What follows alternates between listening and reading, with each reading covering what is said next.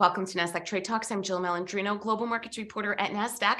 Joining me for this segment, we have Sanjana Prabhakar, Index Research Specialist with Nasdaq Investment Intelligence, to discuss the state of the markets in 2022. She's also going to touch on how key regulations passed this year are impacting certain sectors. Sanjana, it's great to see you as always. Welcome back to Trade Talks. Hi, Jill. Thanks very much for having me back here again today. You got it. And tell us what happened in 2022 that really caught your eye this year that's worth pointing out. Sure, Jill. So very quickly, we track the major regulations with the hope that we can draw conclusions about the impact of these regulations on the suite of indexes that we have, providing a quick recap of the markets as well, as you mentioned. So 2022 was quite a volatile year for the stock markets, as we've been highlighting and has been reported in the media as well. We have seen several headwinds weighing on markets, including the Russian-Ukraine war, the supply side shocks, the coronavirus pandemic, among others. We did see sectors such as energy having a very good run in the first half of the year, while the technology sector was hit particularly hard. All eyes were also on the Federal Reserve as they hiked interest rates by 3/4 of a point, 4 times this year, bringing the benchmark interest rate to 3.75 to a range of 3.75 to 4%, which is actually the highest that we have seen since 2008.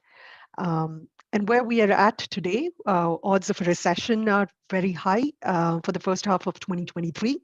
And much of the focus is now on companies with strong quality and profitability characteristics, companies that are likely to weather the challenges of a slowing economy. What we'd like to reiterate is that the fundamental backdrop of the Nasdaq 100 remains strong, and innovation continues to drive forward despite a slowing economy. The Nasdaq 100 is on track to post its first negative annual return since 2008, but we are careful not to draw comparisons with the great financial crisis, as the fault lines that on which the economy rests are quite different this time around. Yeah, that's a great distinction to make, because it certainly is very different than it looked in 2008 and 2009, especially with the regulatory landscape evolving. And let's talk about that a little bit more in depth with the investment, with the infrastructure, the Inflation Reduction Act of 2022. Where are you getting some positive reads here? Sure. So I wanted to draw your attention to 2 regulations. As you mentioned, the first one that we'd like to highlight is the Inflation Reduction Act. This was passed on August 16th, 2022. Historical in scope and appeal, and 3 key details that we wanted to impress upon.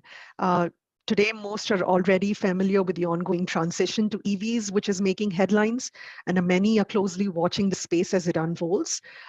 This act, the IRA, has provisions for strong labor protection and incentives attached to clean energy tax credit programs, and that's something quite noteworthy.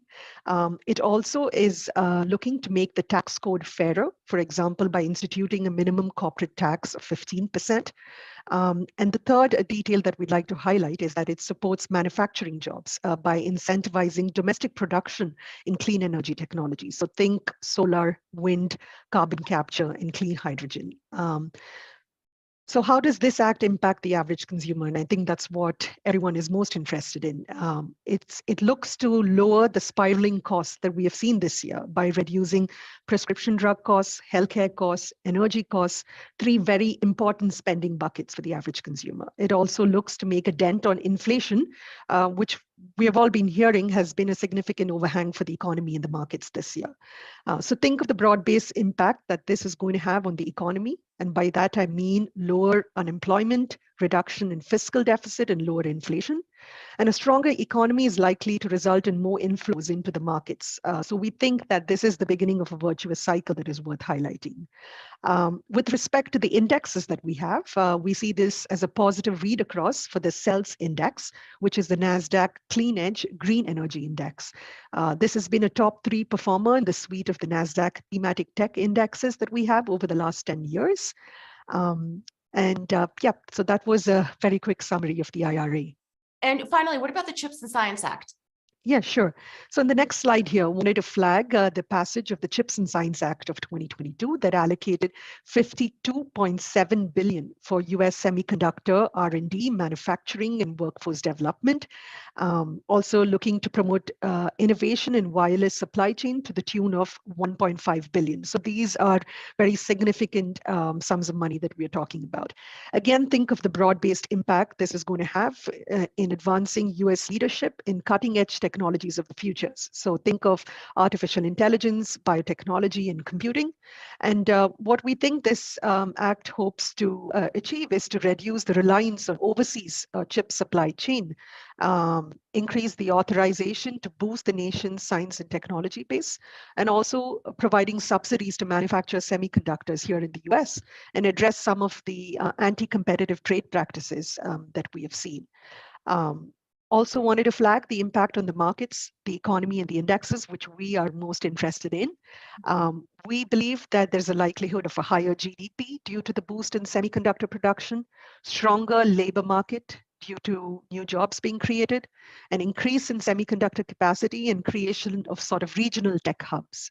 Again, we see a very positive read across for the suite of indexes that we have, the semiconductor suite of indexes, which is the SOX suite of indexes and the GSOX suite of indexes, as these companies are poised to benefit from increased investments in domestic capacity.